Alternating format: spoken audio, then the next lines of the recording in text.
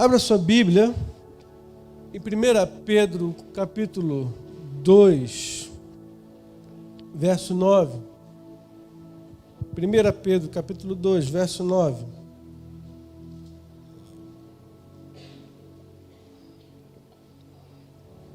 Aleluia. Existe um temor muito grande no meu coração, porque a gente recebe uma palavra da parte de Deus e a gente precisa ter o discernimento e saber comunicar da melhor maneira possível. Eu tenho esse temor. Eu quero que você entenda, eu quero procurar ser o mais claro possível, o mais amoroso possível, para a gente receber daquilo que o Senhor tem para nós no nome de Jesus. Amém? Todos acharam? Amém? A Bíblia diz: vós, porém, sois raça eleita, sacerdócio real, nação santa, povo de propriedade exclusiva de Deus, a fim de proclamardes as virtudes daquele que vos chamou das trevas para a sua maravilhosa luz. Vós, sim, que antes não éreis povo, mas agora sois povo de Deus, que não tinhais alcançado misericórdia, mas agora alcançaste misericórdia. Aleluia. Meu amigo, minha amiga, meu irmão, eu estou aqui para compartilhar com você nessa tarde sobre o chamado de todo crente. Muitas pessoas chegam para um pastor, eu imagino que para os pastores, o pastor Bruno já deve ter feito essa pergunta: pastor, como é que eu vou descobrir qual é o meu chamado em Deus? Como é que eu vou saber o que Deus me chamou para fazer? E eu estou aqui de uma maneira muito clara para revelar a você qual é o seu chamado em Deus. Porque muitas pessoas acham que só o pastor ele recebe o chamado, só aquela pessoa com ministério ele é chamado, mas a verdade é que todo crente ele tem sido chamado pelo Senhor. Enquanto você não entender o seu chamado no Senhor, a sua vida ela pode andar em todos os sentidos, mas ela não vai andar para o rumo que ela deveria andar. Então você pode conquistar e ganhar muitas coisas nessa vida, muitos troféus e muitas glórias, para você chegar diante de Deus de mãos vazias, sem recompensa nenhuma. Porque nós gastamos o nosso tempo com tantas coisas de valor temporário, de glória temporária. Mas nós precisamos investir o nosso tempo, o nosso recurso, a estruturas que vão nos trazer dividendos eternos, a estruturas que vão nos trazer uma glória eterna. Nós pensamos muito naquilo que diz a respeito da nossa vida aqui hoje, mas nós esquecemos que existe uma eternidade pela frente. Então, existe um chamado seu, e não existe nada de complexo nisso, é muito simples. A vida cristã, a gente complica ela, mas ela é simples demais. E o Senhor, Ele quer que a gente leve essa vida do Evangelho, a vida do cristão, para o nosso dia a dia, para os nossos afazeres. Nós temos um Deus que está presente no nosso cotidiano. Existe uma presença do Espírito Santo para se manifestar na nossa vida ordinária, na nossa vida comum. Existe uma presença para se revelar e para se manifestar a você dentro do seu quarto, mas também dentro da sua casa, acompanhar você no seu fogão, acompanhar você no seu trabalho. Existe uma pessoa para estar com você dentro da sua sala de aula e que quer se manifestar a você sem respeitar qualquer protocolo humano e qualquer espaço humano. Então a vida nossa em Deus, ela deve ser muito simples.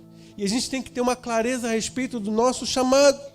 E qual é o chamado de todo crente? Deus te chamou para você ser sacerdote. E enquanto você não entende o que é ser sacerdote, enquanto você não entende quais são os ofícios do sacerdote, você vai ficar de um lado para o outro, sem saber o seu rumo. Vai ser um barco que não sabe qual é o seu destino. E qualquer vento para um barco que não tem destino é um vento contrário. Então você tem que entender, eu tenho um chamado. Eu tenho uma identidade de quem eu sou. Eu tenho um propósito. Então olha só, esse texto de 1 Pedro 2,9 fala, vós, porém, sois. Quando fala que vocês são, que nós somos, fala a respeito da nossa identidade, de quem nós somos. Raça eleita, sacerdócio real, nação santa, povo de propriedade exclusiva. Você não é seu dono, você tem um dono. Povo de propriedade exclusiva de Deus. Com o quê? Com o fim, com o propósito de proclamar as virtudes daquele que vos chamou. Então o Senhor te chamou. Você estava nas trevas. Você estava debaixo do engano. Você estava debaixo de uma estrutura de ignorância. Você estava debaixo de um contexto onde é um cego guiando outro cego indo rumo ao abismo. Mas o Senhor derramou luz sobre os seus olhos. E ao derramar luz sobre os seus olhos, Ele te liberta de um caminho de morte e de perdição. Esses somos nós. Esse povo aqui sou eu e é você. Essa nossa identidade. Mas a gente acha que tudo isso, o papel do sacerdote é o pastor, ou o papel do sacerdote é aquele que vai ministrar na vida da igreja no culto de domingo. Não, nós somos uma nação, um povo sacerdotal, onde cada crente é um ministro. E cada um de nós, cada um desses sacerdotes, eu, você, a pessoa que está à sua frente, do seu lado, atrás de você, nós estamos debaixo dessa mesma missão, desse mesmo propósito, que é edificar uma casa para Deus, que é construir uma grande família, de que é gerar uma grande família para o Senhor. E se eu fracasso na minha missão, automaticamente eu comprometo a sua missão. E se você compromete a sua missão, você está comprometendo a minha missão, porque nós estamos debaixo da mesma missão. Será que você me entendeu o que eu estou dizendo? Não tem como um fazer. A igreja não trabalha de um homem. A igreja trabalha de um corpo de vários membros. Se um membro se exercita e o outro não está se exercitando, o corpo vai ficar deformado. Então é tempo de pararmos de olhar para a responsabilidade daquilo que o outro tem que fazer e olhar para o chamado que Deus tem para a nossa vida. Quando você enterra o seu talento, quando você paralisa o ministério, o chamado de Deus na sua vida, você tem que ter a noção de que você está comprometendo toda uma obra. Você não está comprometendo só a sua vida. Você não está trazendo prejuízo só para você. Está trazendo um prejuízo para tantos outros. Porque existem pessoas que precisam ser alcançadas através da sua vida. Existem pessoas que vão ser transformadas pelo poder do Espírito Santo através de você, não de mim. Existem pessoas que vão ser ensinadas por você e não por mim.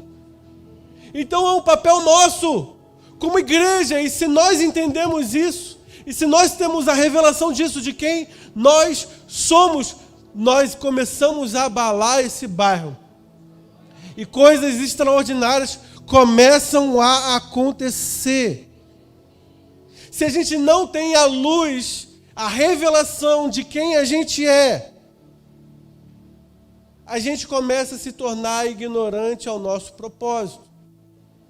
Eu só posso entender que o Senhor, Ele tem um fim de proclamar as virtudes através da minha vida, quando antes eu entendo que eu sou um sacerdote. Ou seja, não tem como a gente falar de propósito sem falar antes de identidade.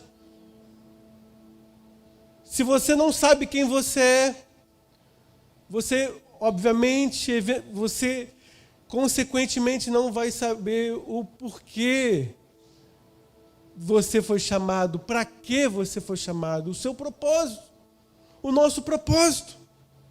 Então, sabe, irmãos, precisamos abrir os nossos olhos e aceitar o chamado de Deus na nossa vida.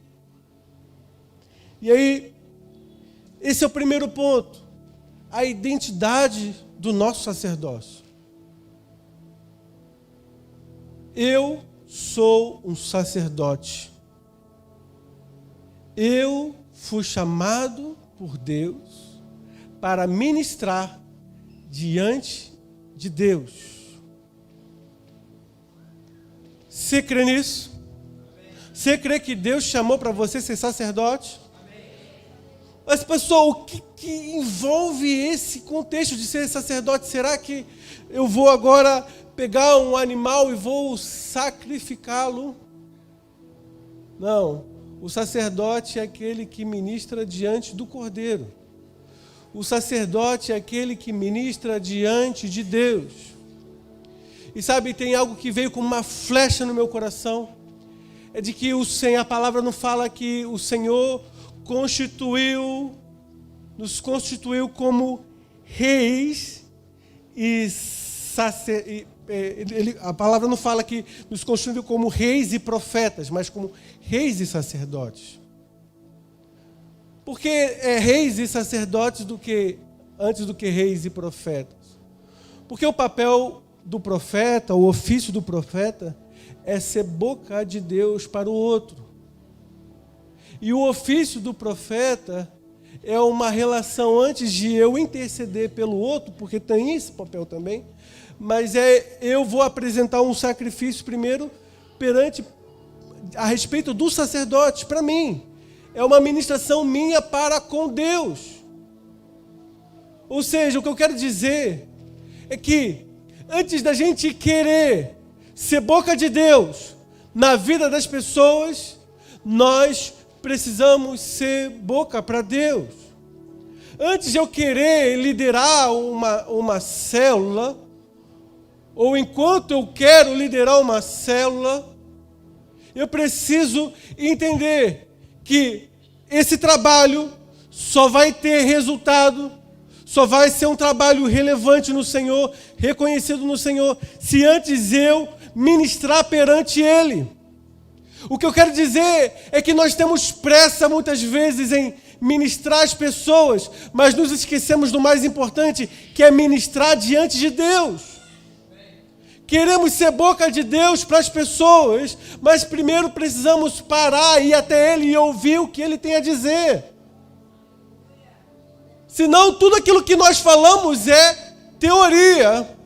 Senão tudo aquilo que nós falamos são especulações.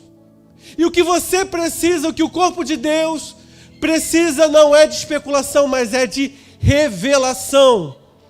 Jesus, ele chega para os discípulos e pergunta: olha, quem vocês acham que eu sou? E alguns diziam: olha, o pessoal acha que você é Jeremias. Outros acham que você é o Elias. Outros acham que você é um dos profetas. Mas e você, Pedro, quem você acha que eu sou? Você é o Cristo, o Filho do Deus vivo. E aí o Senhor Jesus vai e fala: olha, não foi nem carne, nem sangue que te revelou, mas foi o Pai. Nós precisamos sair. Enquanto a gente fica especulando, eu acho que é isso, eu acho que é aquilo. Não, nós precisamos da revelação do alto. Precisamos ouvir do Pai aquilo que Ele quer nos revelar.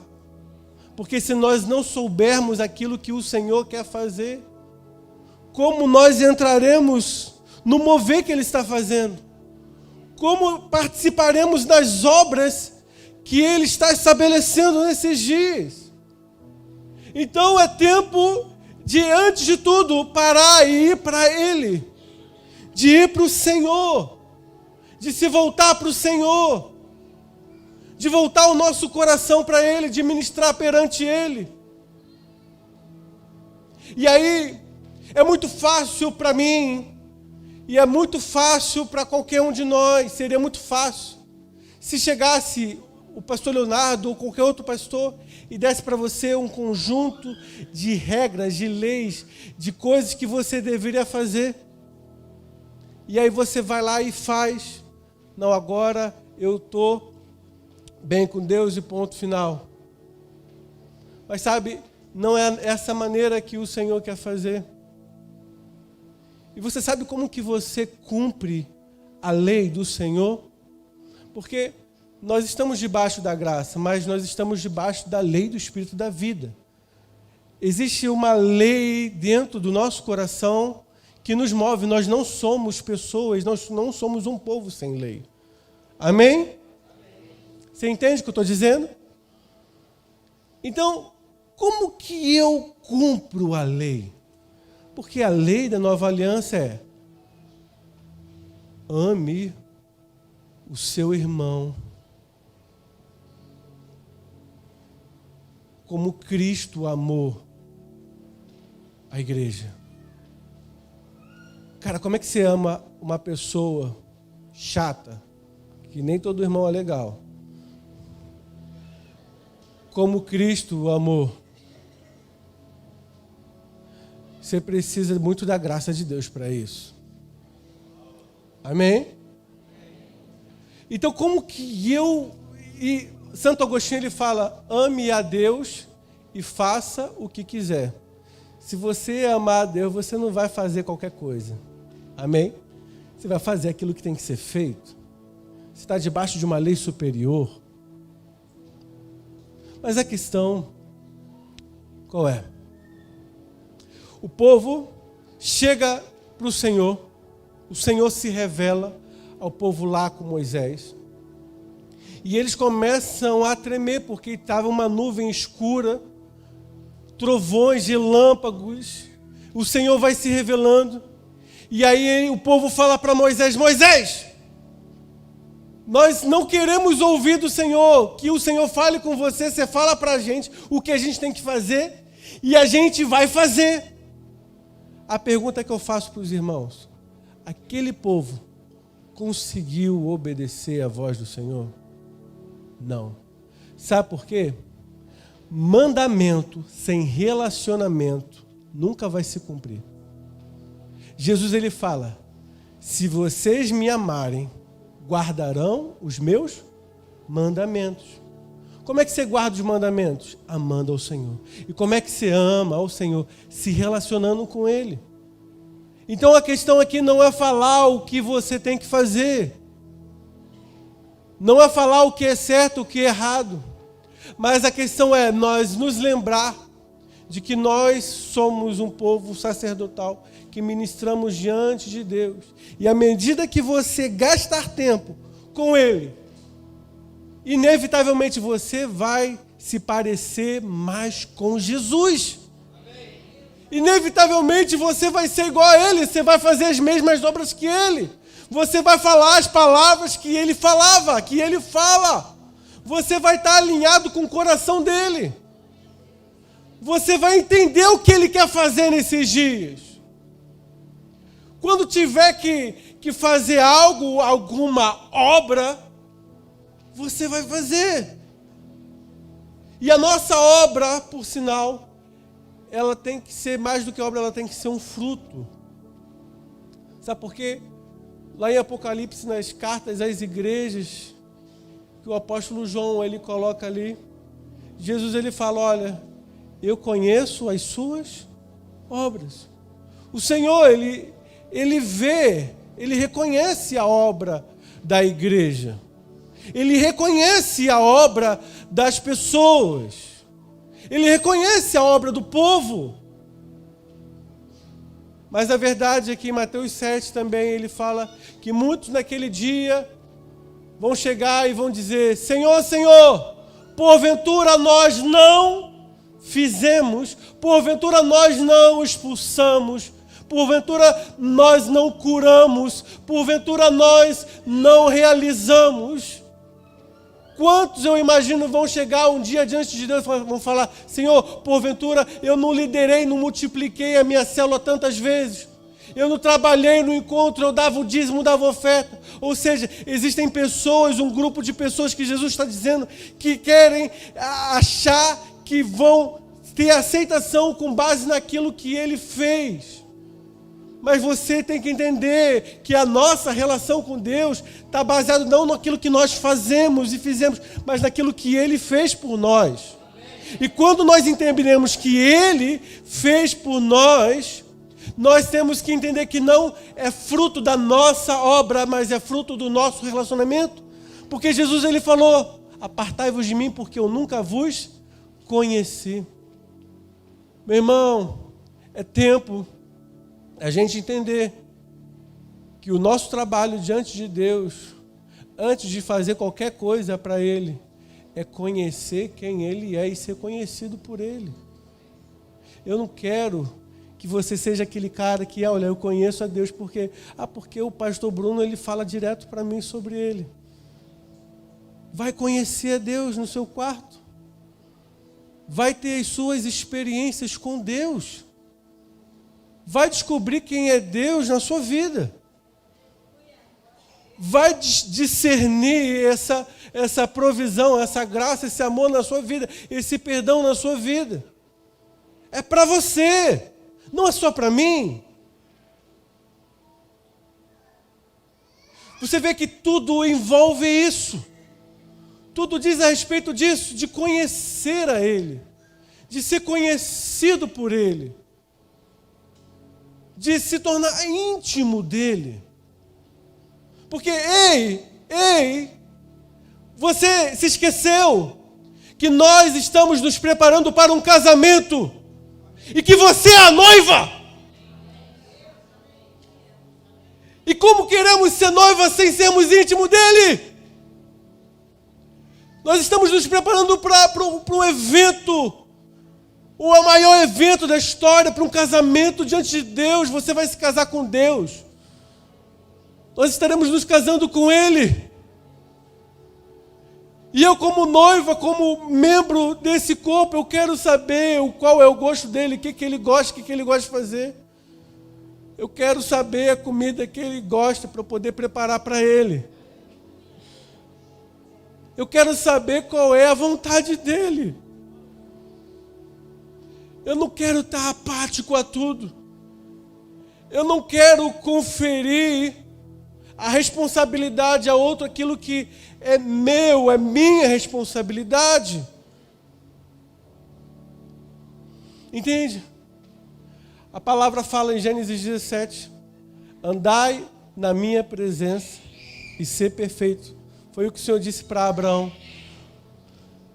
Muitas pessoas estão tentando ser perfeitas, mas você só pode ser perfeito se você antes andar na presença dEle. Aqueles que são aperfeiçoados são aqueles que andam na presença do Senhor. Não tem como você querer um aperfeiçoamento, uma mudança, uma transformação de vida, sem antes você desfrutar disso. Desfrutar dessa pessoa, desfrutar dessa presença, dessa influência na sua vida. E como eu falei, é algo muito prático. Porque como que você estabelece o seu sacerdócio? Como que nós estabelecemos o nosso sacerdócio? Primeiro, a gente falou da nossa identidade, mas como que a gente, segundo, a gente estabelece esse sacerdócio? É interessante que a palavra fala: vós sois raça eleita, ou seja, você tem uma estirpe, você tem uma geração, um DNA dentro de você. Você tem um pai, você faz parte de uma família. Nós fazemos parte de um povo. Você não é um vira-lata. Amém? Você tem o DNA do Senhor. Você tem a natureza de Deus. Amém? E essa natureza que nós temos no Senhor, diante dessa natureza, nós estamos falando nada mais, nada menos de uma família. Dentro do propósito eterno de Deus, o que está em jogo, o que está sendo estabelecido é uma família. Nós estamos nos preparando para um casamento. Um casamento está se tratando de uma família que está nascendo, que está se estabelecendo.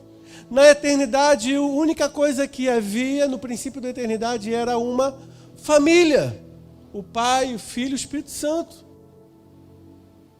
E a igreja, ela se estabelece dentro de uma estrutura de família.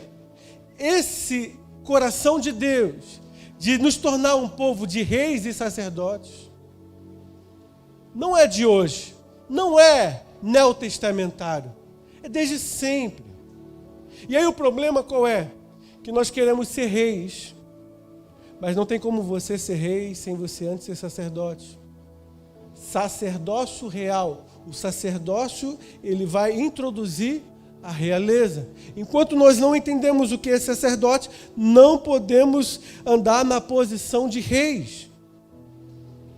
Enquanto você não entender e não viver como um sacerdote, a sua vida vai estar desgovernada. E se você não é governado pelo Senhor, você não governa com o Senhor, outras situações, circunstâncias, coisas vão governar a sua vida. Ou então, ou nós governamos ou somos governados. Mas para governar precisamos sermos sacerdotes. Amém? Consegue compreender? Então, é interessante que, olha só, quando o Senhor ele vai firmar uma aliança com o povo de Israel, lá em Êxodo 19, no verso 6 fala: vós me sereis reino de sacerdote e nação santa. Então o Senhor ele não queria estabelecer uma estrutura aonde só Moisés ouvisse do Senhor. Ele queria que todo o povo se relacionasse com o Senhor. Mas o povo teve medo. O povo pediu que Moisés fosse esse intermédio. Mas, você sabe, Deus ele te chamou para você ser sacerdote. E como que você vai ser sacerdote? Como que nós estabelecemos o nosso sacerdócio? É na nossa casa, na nossa família, com os nossos. Ei, você está achando que você não é líder de célula? Deus já te confiou uma célula que você nem sabia que você tinha. Sabe quem é a sua célula? É o seu pai, a sua mãe, são os seus filhos, são os seus irmãos, a sua esposa, o seu marido. Você é um sacerdote desse lar. E meu irmão, minha irmã, o que queima o meu coração, o que me deixa angustiado é que se as nossas famílias não se tornarem nossas igrejas, as nossas igrejas nunca se tornarão uma família. E se a nossa igreja não for uma família, eu não sei o que nós estamos fazendo aqui. A gente virou uma empresa, a gente virou qualquer coisa. Isso aqui é uma família. Nós somos irmãos. A gente não é funcionário, colega um do outro de trabalho. Isso aqui se trata de uma casa onde nós temos um pai. Nós somos irmãos uns dos outros. O texto que o pastor Bruno leu de Números 6, foi 6? 7. Você vai ver lá que como que Moisés ele organizava o povo de Israel? Através de chefes de família. Você sabe, nós precisamos ir para a base. Você vê que eu não estou aqui para falar mal da igreja, não é isso. Mas muita gente usa esse termo, não fale mal da igreja, para passar pano a coisas erradas que precisam ser realinhadas. Mas vocês têm noção de quantos problemas de responsabilidade que é nossa como um sacerdote? Você vai ter que trabalhar, você tem que trabalhar, não tem jeito. Você tem a vida corrida, você tem a vida corrida, não tem jeito. Você vai tirar um tempo para você descansar, se entreter, tudo bem. Mas não se esqueça de ministrar a Deus na sua casa, para a sua família. Porque se a gente faz isso, as coisas mudam. Entenda? Eu, Heitor, primeiro, ministro diante de Deus. E eu, com a minha família, ministro para eles, ensino eles a ministrar. Daqui a pouco isso influencia a outros. É muito engraçado. Vocês sabem que eu oro muito por cura. Se você pedir para o meu filho Pedro, 6 anos de idade, você Pedro, ora aqui por mim aqui para eu ser curado. A Juliana, essa semana, estava com uma dor no ouvido. Aí a Juliana falou assim, ai, que dor no ouvido. Eu falei assim, Pedro, faz as honras, ora aí pela mamãe. Aí o Pedro foi, orou igualzinho a mim, cara. Ele foi, botou a mão lá, orou e tal. Às vezes ele até ora em línguas, assim, no mistério maneiro. Aí ele foi, começou a orar ali. Senhor, no nome de Jesus, toda dor, toda enfermidade, vai embora agora no nome de Jesus. Aí depois que ele orou, ele fez o que eu faço, a entrevista. Ele falou assim, e aí mãe, o que você estava sentindo enquanto eu orei? É sério.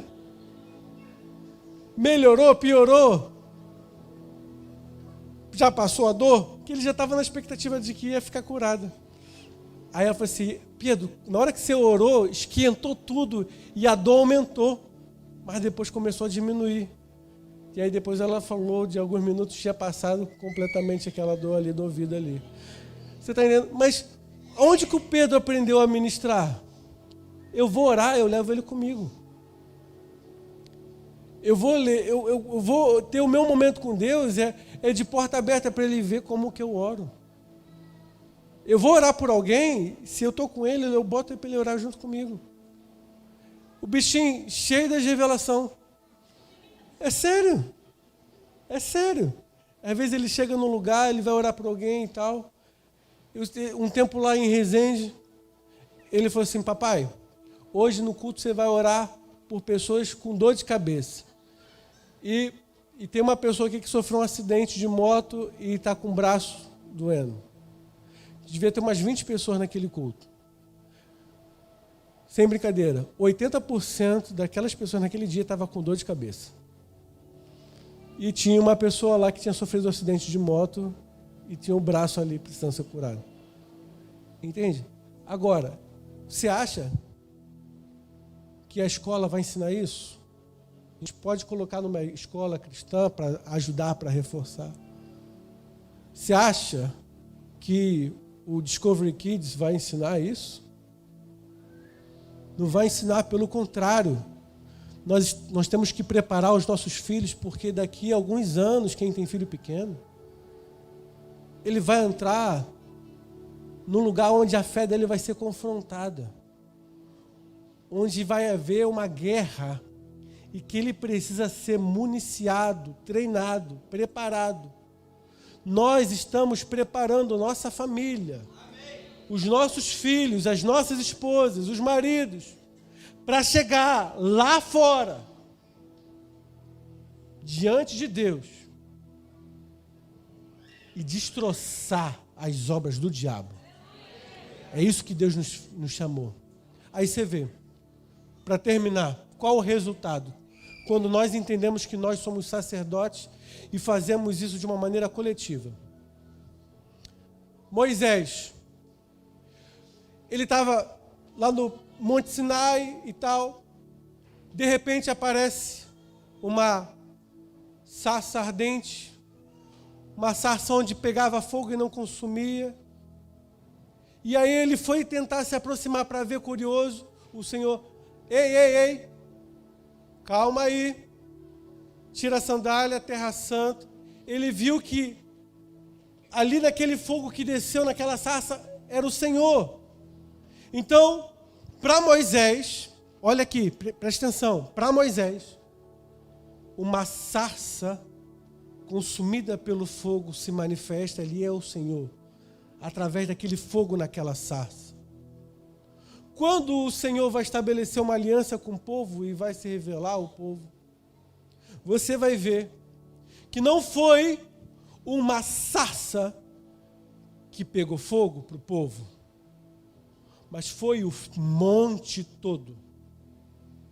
Eu vou ler aqui para você no verso 18 de Êxodo 19. Todo monte Sinai fumegava, porque o Senhor descera sobre ele em fogo. O Senhor desceu sobre um monte em fogo. Pastor, o que o senhor está querendo dizer? Quando o Senhor ele quer se revelar a você no seu quarto, ele vai se revelar em sarça. Mas quando ele quer se revelar a todo um povo, a uma igreja, a um corpo formado, é o monte todo pegando fogo. Se nós formos Moisés e aprendemos a ministrar diante de Deus, quando a gente se reunir nesse lugar, é a brasa que eu trago, é a brasa que você traz, meu irmão, esse prédio aqui vai incendiar. Campo Grande vai pegar fogo. Coisas extraordinárias vão acontecer. Porque aprendemos a ministrar diante de Deus. Não é, comecei e acabou. Não, é uma história, é um processo. Primeira vez que Moisés está com Deus. Ei, calma lá, retira as sandálias, não se achega a mim. Mas à medida que ele foi se relacionando com o Senhor, ele foi sendo santificado, até o momento que Moisés é aquele cara que conversa com o Senhor face a face. A gente está se aproximando do Senhor a cada dia mais. E aí, à medida que a gente faz isso, meu irmão, minha irmã, você não tem noção o que o Senhor tem para fazer na igreja nesses dias. Você não tem noção do avivamento, para o fogo que o Senhor quer derramar nesses dias. Mas esse fogo só vai tomar conta quando você entender que você é sacerdote. Todo mundo começar a botar fogo na sua lenha. Depois a gente traz essa lenha para cá e a gente vê o que acontece. Quantos querem fazer isso no nome de Jesus? Amém?